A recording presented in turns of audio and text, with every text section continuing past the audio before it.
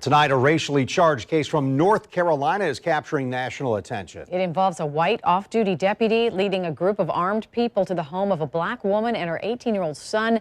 18-year-old Damian Shepard answered the door that day. The group then reportedly tried to force their way into the house. News4JAX reporter Eric Avanier spoke with Shepard, his mother, and our crime and safety expert, and he's joining us now live. Eric, our crime and safety expert, says this is another example of perceived racial imbalance when it comes to justice.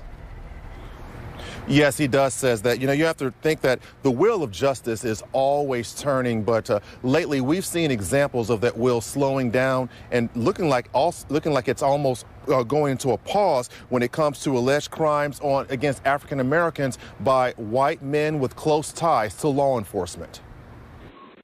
Back on the night of May 3rd near Wilmington, North Carolina, a neighbor's home surveillance camera records more than a dozen white men with flashlights and guns outside Monica Shepard's home. She and her son Damian were inside. They were trying to get into the house. In this surveillance video, you can barely hear Miss Shepard yelling at them to leave.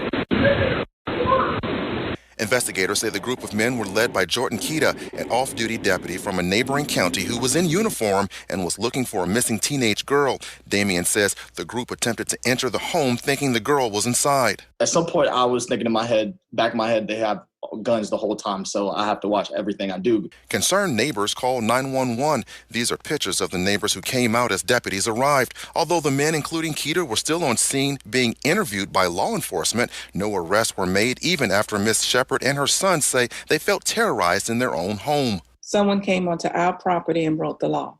5 days later, misdemeanor trespassing and breaking and entering charges were announced against Keita. Deputy Keita was also fired from the New Hanover Sheriff's Office. News4JAX crime and safety expert Ken Jefferson says it doesn't make sense to delay charging someone when you have this many neighbors witnessing the event. Why wasn't this arrest done immediately following the crime, following the incident? What changed? Why is there a delay?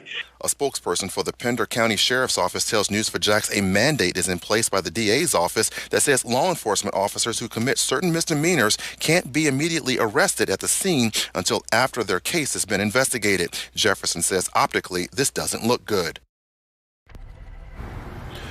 Now, I have tried reaching out to that former deputy, Jordan Keita, by phone, but he nor anyone living at that listed address is picking up the line. I also left a text message, but no one got back with me. As for that missing girl, we found out that she is a 15-year-old runaway who was found somewhere else, not even in that community. Reporting live, Eric Avanier, Channel 4, the local station.